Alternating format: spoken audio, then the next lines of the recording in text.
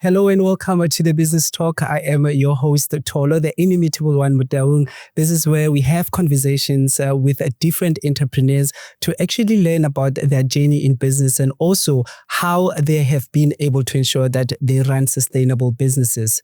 So I have been in Cape Town where I had an opportunity to attend the 2024 African Fashion International Cape Town Fashion Week. It offered masterclasses on spring, summer beauty and fashion trends. And on the final day, our reigning Miss South Africa, Mia Roux, unveiled her Miss Universe national costume that was inspired by Dr Esther Mahlangu, who was also present at the show.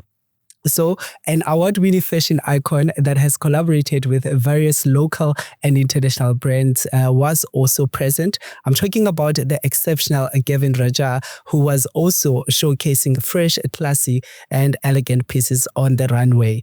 So, today we have the privilege to have Gavin Rajah as our guest, and Gavin is a founding and managing director of Gavin Rajah Atelier and Gavin Rajah Events since 1999. And thank you for making time to join You're us. welcome. Yeah. And looking at, your journey, one wonders, where does the love of fashion come from?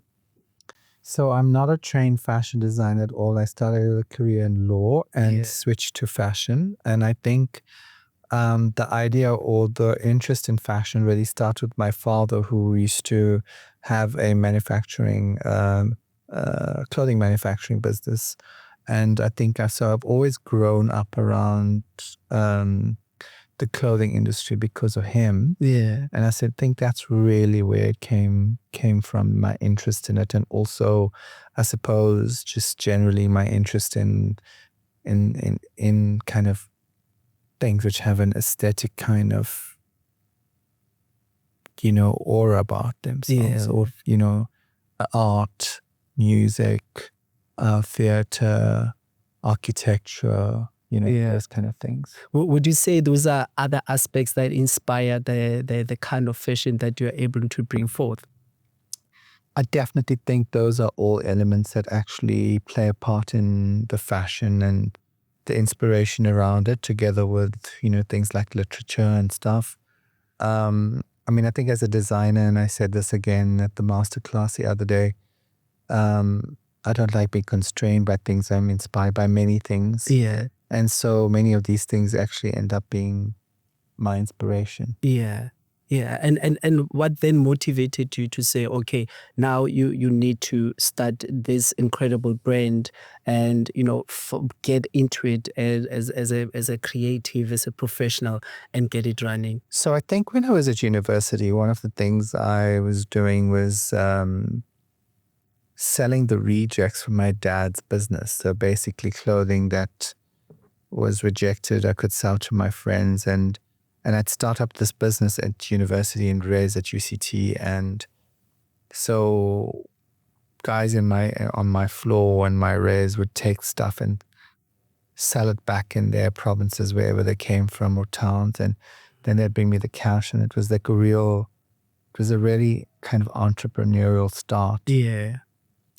And I think what happened is, when I finished university, I just realized, oh my gosh, I was making more money as a student than as a first year kind of intern. And this was something that was just, I suppose, it's very jolting for me. And also, I think I really didn't like the idea of studying further in terms of law or pursuing a career in law, because I just thought law is really about false promises. It's not really sometimes always whether you're right or wrong. It's really about who has the most money, who has a team that is, more convincing in court.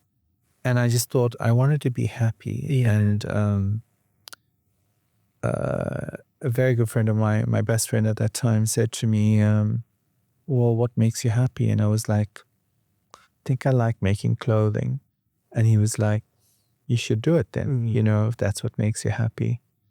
And whilst looking back now, I think, oh, that's a great thing. Maybe I would have did things differently if I knew back then what I knew now. But I suppose sometimes you got to make these two choices. And at that time, it was what was making me happy. And I always said, when I stop being happy with fashion, I'll stop it totally. But so far, I've been very happy. Yeah. Yeah, and I mean your work shows in every show that one has been on. It shows. It's like you intentionally make sure that you take it up a level every time, and Thank you. it shows really. So also, well, if you were to just give a list now, if you're an overview of the fashion design part of your company, what it does, and also the events part of your company does.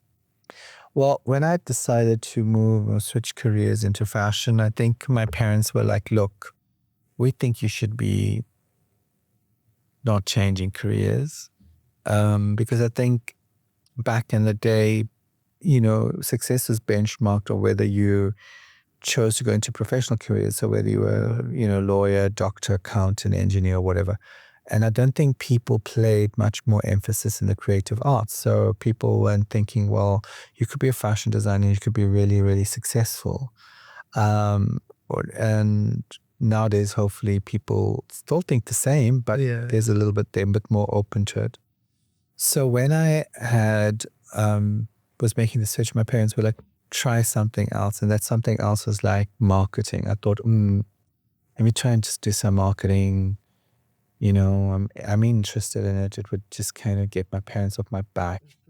But at this, was that in terms of studying it? Or instead of studying it. And then I was still carrying on dabbling with fashion at that stage. And then I just thought, okay, well, I'm actually quite like this concept of creating experiences. So I opened an event agency, and this agency was opened in really 1994. And I was only 24 years old at that time. Yeah.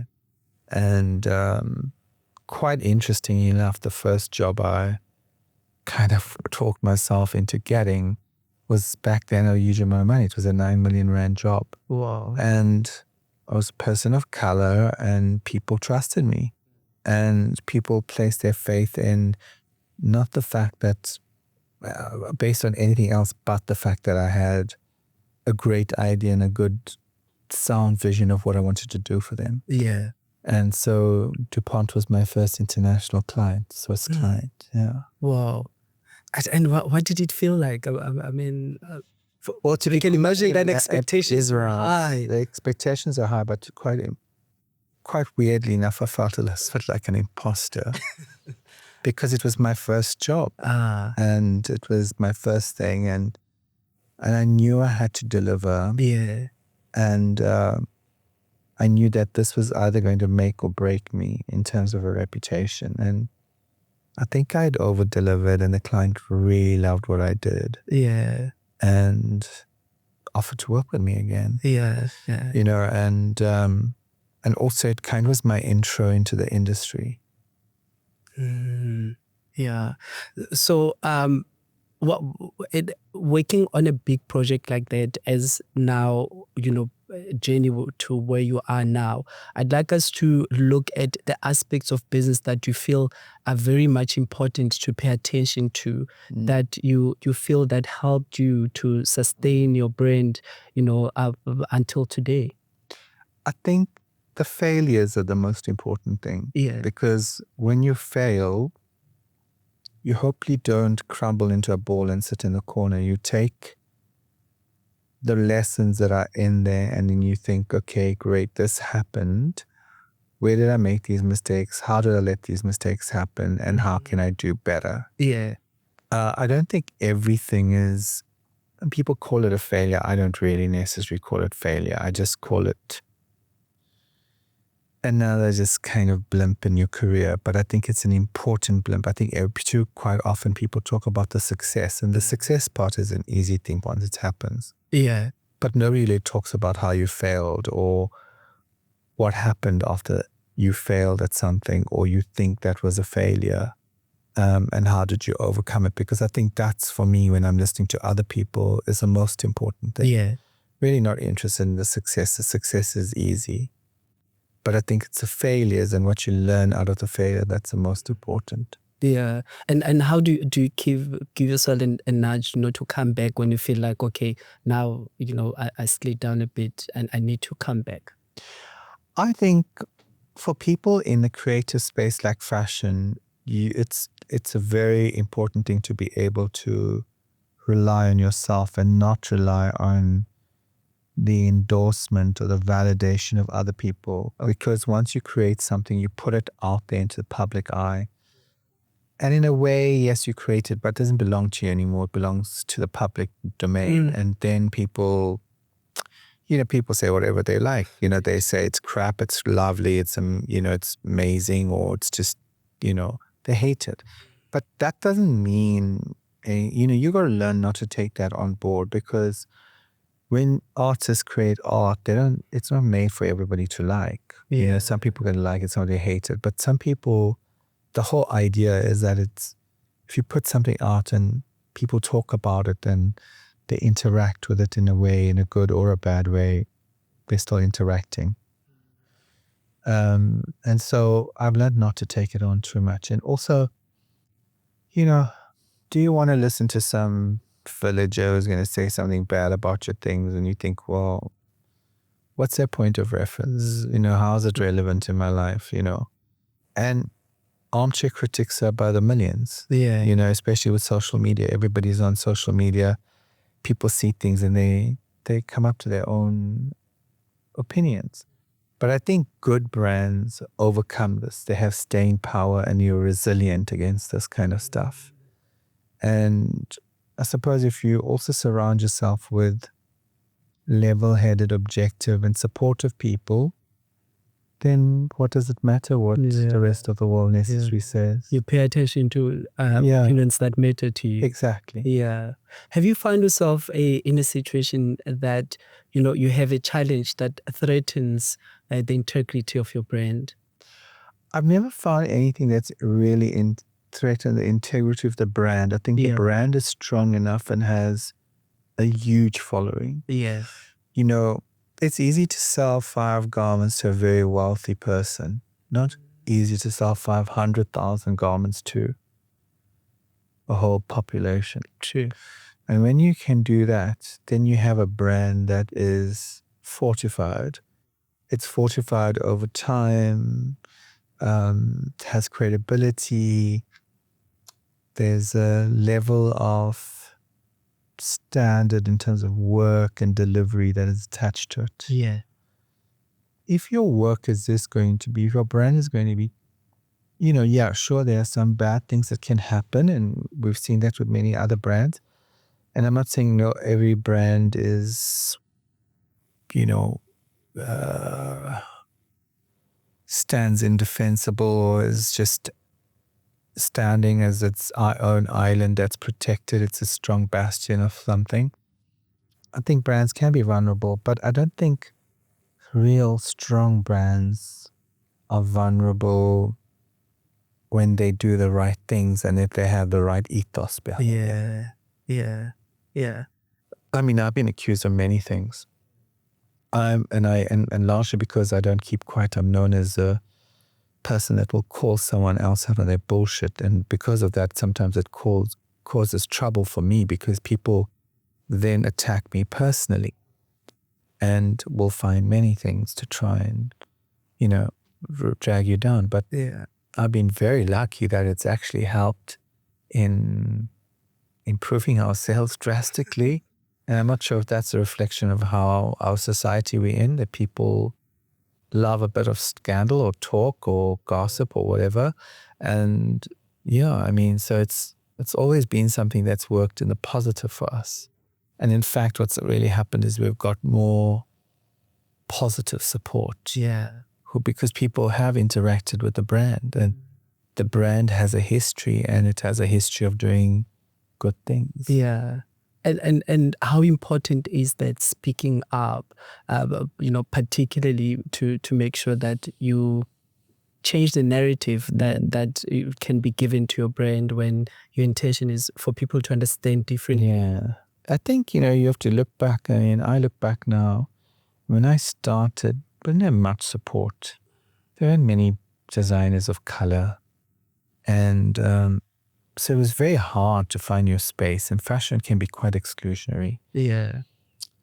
Then you had fashion media, and at that time you had many magazines and fashion publications, and these were crucial in terms of building your brand awareness, your presence, your career. And this is very hard to access.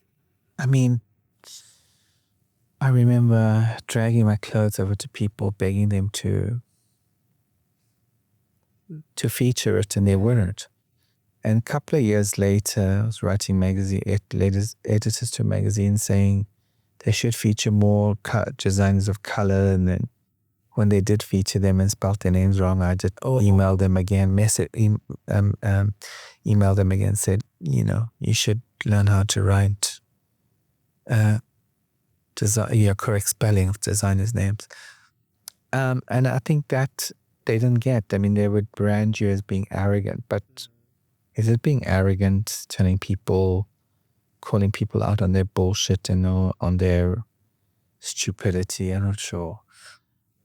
And I just remember I'd always thought if I was building a brand, I would just build a brand which had some form of global presence or appeal. And now I have that. I mean, I have all my clients are all over the world. They come to me over and over again. And, we're just like been to London. I've just won a big award in London now.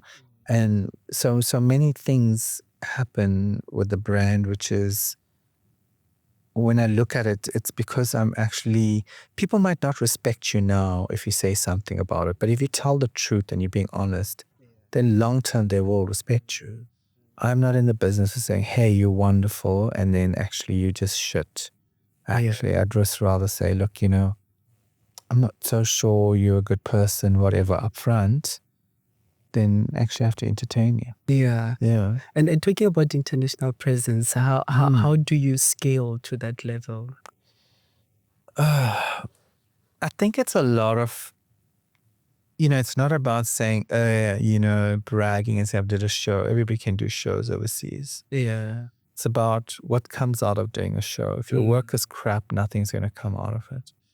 If your work is good, something good will come out of it. Yeah. So, there's a big thing that South African designers think that they want to show overseas. That's the calibration of how good they are. Yes, in a way it is. But number two, no, it's not. What's really good is when people buy your things. Yeah. And if people are wearing your things, that's good. That's a benchmark of success. So, when you do things overseas, you're really having to kind of compete against many other brands and a strong brand awareness of other businesses around. So you got to make sure you have this good, strong, unique voice, and really your ideas of dependability, credibility, authenticity, all of those things come into play. Yeah. And, in 2007, I mean, I had already shown in Paris before then, but I really wanted to try and help South African designers to see what it was like to work overseas. I wasn't thinking of making them huge brands, but that time, like Tula Cindy, David Tlale, Craig Jacobs, Tabani Mavundla, they were kind of bubbling on the scene, and I decided, well, let's take them to Paris. Mm-hmm. Let them do a little presentation to a group of buyers and media for some feedback. Yeah. And let them see what the rest of the world sees about Paris from a fashion perspective. And also it was like a little bit of an induction. They went around Paris and they saw the stores, they saw suppliers, they saw fabric shops, they saw all of these things. Yeah. And back here, people were saying, oh, what are you doing? You're throwing them to the wolves and the lions and you have to say, no. Know what I'm doing. And I believe in what I'm doing. And I believe in these brands. I think they'll be big at some point. Look at them today. Yeah. And I think they have something. I didn't want anything back. All I wanted to was a commitment from them that they paid back in some way. Okay. To other designers. Whether that happens or is happening, I don't know. And I partnered with Dr. Precious Moloi-Motsepe to do this, and we did do it. But also it was about entrenching new brands, emerging brands of color, which we didn't have at that time. Yeah. So I forgot what your question was, but I sort of answered. No, it was about scaling to international level. Yeah. But you also seem to have passion to give the baton to others, or to mentor others as well. How important is that for you? I think what kind of legacy are you leaving other than pretty clothes if you're not doing anything for someone? So I can't really say I'm helping people if I don't do something. Yeah. And I think young designers I'm passionate about. And I'm very passionate about people sharing a platform, not hogging it, not being the gatekeepers to something. I'm very worried when we just have one designer being the focus. I think it must be shared. That's an important thing. Sure. And if you're watching or listening, I need to share with you that Gavin has got local and international awards, and it is many of them. And I know the question that I'm going to ask, it might seem unfair to you, but in terms of the awards that you have won to thus far, which one really stand out for you, amongst all of them, that you'd say, with this one, there's actually a story behind it? I think maybe the last one I've just received, which was in London about 2 months ago. It was being named a global cultural ambassador. And really I went to show a collection, and that collection I brought back to South Africa. In fact, I showed it on Saturday, just part of it. And it was a collection to celebrate the fact that 30 years ago, Madiba had asked me to go with him to London to launch the Children's Foundation. Yeah. And he wanted me to do a show, and I did a show in London. It was at the Royal Chelsea Hospital. And 30 years later, they had asked me to come back to do a show to celebrate 30 years of democracy and this relationship I had with Mandela. And Madiba at that time, after the show, sent me a book to say thank you. And he wrote in it, and he just said, thank you very much, Gavin. And the book was called A Prisoner in My Garden. So the show on Saturday was inspired by that. Wow. So lots of delicate kind of floral details and all those kind of things. But I think it was special because it made me also reflect on my career. Yeah. I was like a relatively unknown person back then when he was out, and I'd gone with him to London to do the show. And I remember there'd been a big concert in Trafalgar Square, which I'd been invited, and I went to it with him. And I think also the next day he had been awarded a doctorate from Oxford. And so it was very special, but it was super nostalgic. And I remembered back then being this very different kind of person, being someone that was I'm still energetic, I still work a lot. But there was a new sense of energy, and being with him, this feeling of being able to do anything. Yeah. It was a dawn of something new. So in a way, again, when I was in London now, I also felt it was like the start of something new. I had come full circle. Wow, that's incredible. Thank you. Wow. And you've done work with a lot of also local and international, organizations. I mean, the UN, you've been part of it. You've started other, organizations yourself. The exposure in these different spaces, right? How would you say has actually assisted you in ensuring that, you keep going the way you do and keeping the brand intact? I think you don't want to have a business that's not socially accountable. I mean, I think for me, for instance, I think I scream a lot every day at work. I think I'm 24/7 screaming. But I do think that actually the people around me, I mean, they just ignore me, my staff now. But the thing around it is that there is a sense of care. And I think if you base everything on a sense of care and compassion, then you're on the right path to doing things. I don't think as a business, one can be that successful if one's not accountable to people around you in some way or the other. I can't do everything, but the little I can do, and certainly what I realize is over the years that the one thing fashion and this career has allowed me is this visibility. So if I can use my visibility to do something for someone else and make sure that they have a better life, then I'm going to do it. Yeah. I must say, I don't think my staff always all have signed up for what I believe in, but they've certainly come around to doing it. And so they also understand. And I think that's the thing about compassion and giving back. It's a wave that trickles, that moves around you, and you started someone else's influence, and it moves on and on. And that's how you create a movement. I mean, the things I've done for children and for women and whatever, I mean, to be quite honest now, I just do it. I don't really think about what the impact is. I'm happy that the impact is there. Yeah. But I'm always, trying to do something because I think it's important. And I also think it's important just for you as a human being to be accountable, responsible, compassionate citizen of the world, Yeah,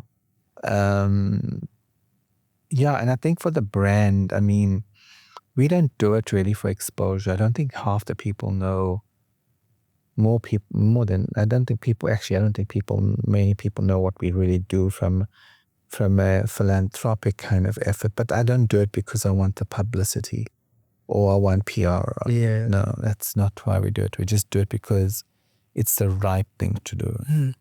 Yeah.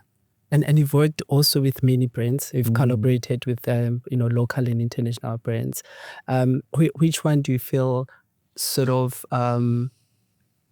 assisted your brand, to sort of with that jump that it needed at any point? I wouldn't say a brand did it, but I would say maybe, working with like say Madiba would have did that for me. I think the brands are all professional relationships. So it's not about what we got out of them, it's also about what they got out of us. When I was starting out, I always thought like, if I collaborated with like a BMW or whatever, I thought, oh, it's great for our brand. Yes, it is great for our brand, but it's also great for them. We did something with them because it wasn't a one-sided relationship. Yeah. See, well, so if a brand approaches you to say, let's work together, some of the things that you take into consideration. I think the most important thing is, am I interested? Do I want to do this? I mean, I've done a few collaborations with Coca-Cola redesigning their bottles and their cover packaging. And actually on Saturday, I launched 5 limited edition bottles that we've done for them. New ones. And I like those things because they challenge me. And the other thing is, these are things which will lie for great time in an archive of work around Coke. So there's a sense of posterity around it. Because it goes in a museum in Atlanta and stuff like that. And I think it's very cool. It's very amazing. I just think that many years from now, people will still be seeing those kind of designs. I mean, I think, but the collabs have been very interesting. I mean, I'm very blessed to have many people want to collab with us. Yeah. Great stuff. And as a leader of your brand, what is it that you have intentionally ensured that, it's the kind of leadership style or impact that you want to have to your team? Oh, that's a very difficult thing. Yeah. Because I think it varies. Ultimately, you'd like them to be, I think, inspired by either the way you think or the way you do things. But I don't think that's necessarily always the way it comes across. Yeah. And I think it's easier, strangely enough, I hate to say this, to do it in other people's businesses than in your own business. Because it's like, are you able to, it's like that whole kind of thing of like, you don't know how to kind of manage your own family, but you certainly would be able to manage somebody else's family or their kids, or to be able to say something. And that's really because it's such of a subjective relationship. It's too close. And they just will always see you as a person driving the business, not necessarily as someone who has a vested interest. Yeah. Difficult to say to someone, hey, you're my executive assistant, executive PA, whatever, but you're also my friend. Yeah. Very difficult mental switch, because you go from being friends in the afternoon to having screaming matches in the day. Sure. Yeah. Do you believe in work-life balance? What's that? Not sure. Maybe as I get older, the thing that's, I'm understanding that, but I don't know. I think it's very difficult for people nowadays as well in business, to find that. Yeah. I think, and some careers require you to make sacrifice. True. How do you recharge though? Like disconnect and take time out? Sleep. No, I'm joking. I think you just have to really just force yourself to disconnect and to really not be bothered. Yeah. It's okay not to answer a phone call you don't want to. It's okay not to respond to an email immediately. But it takes time. It's discipline. Yeah. Yeah. So looking into the future, what can we expect, or what's in the pipeline from Gavin Rajah? Gosh, there's so many things I still have to do or want to do. But I think I'm really, really incredibly busy. So I'm very, very blessed and very thankful to be in that space and situation. I don't think there's much that I haven't done. I think the beauty of getting older is that you have less to prove to other people. I don't have much to prove anymore. I just love doing what I'm doing, and I constantly seek new challenges. So there are always new challenges, whether it be from a fashion event perspective. Yeah. I mean, I constantly like doing new things and producing beautiful new work. Gavin, thank you so much for coming. That has been an enlightening and inspirational conversation we had. Thank you. Yeah. And that's how we come to the end of today's episode. Gavin Rajah gave us, what it means to be passionate about the work that you do, and also how important it is to have meaningful professional relationships in various spaces for you to be able not to make it only locally, but also internationally. Until next time, stay tuned.